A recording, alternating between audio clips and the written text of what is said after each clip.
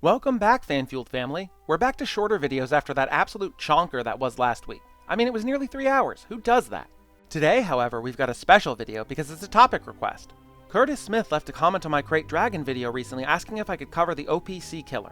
Yes I can. Here you go. If you've seen The Phantom Menace, you've seen an Opee. They are the first creature that attacks the ship Qui-gon, Obi-Wan, and Jar Jar are in when passing through the core of Naboo. Opee sea killers, sometimes referred to simply as Opee, are carnivorous aquatic animals native to Naboo.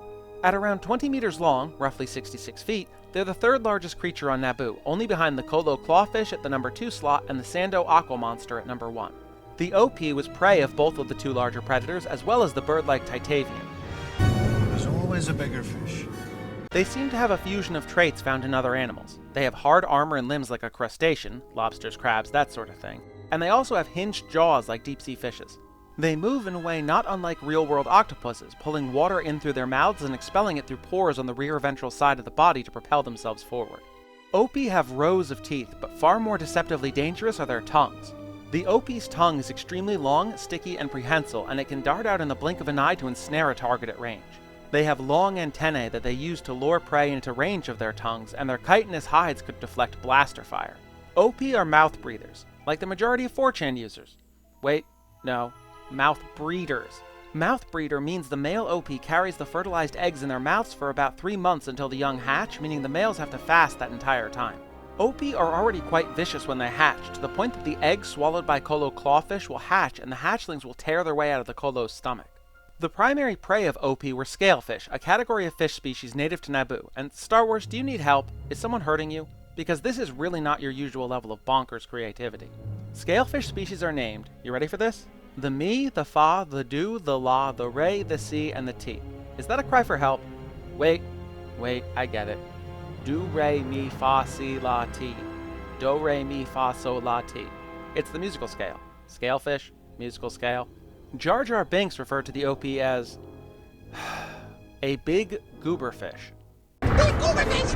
Huge on teeth! Opee sea killers don't have too many appearances across canon or legends. Of course, the most famous appearance of the Opee is in The Phantom Menace, where it nearly ate Obi-Wan, Qui-Gon, and Jar Jar and ended the movie right then and there.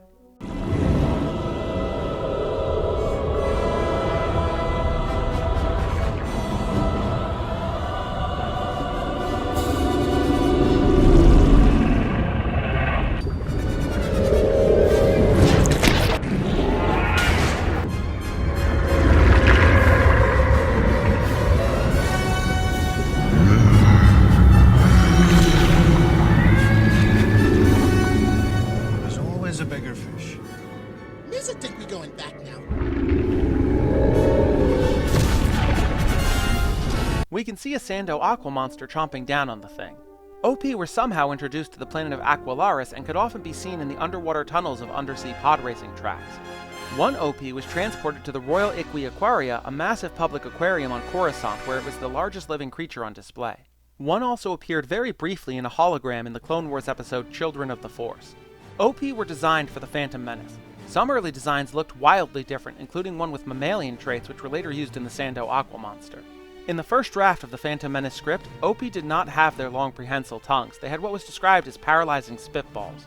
That sounds irritating on par with a Puke's poison loogies. This is getting out of hand. Now there are 2 of them. You guys know by now that I love aquatic megafauna, giant sea monsters and the like.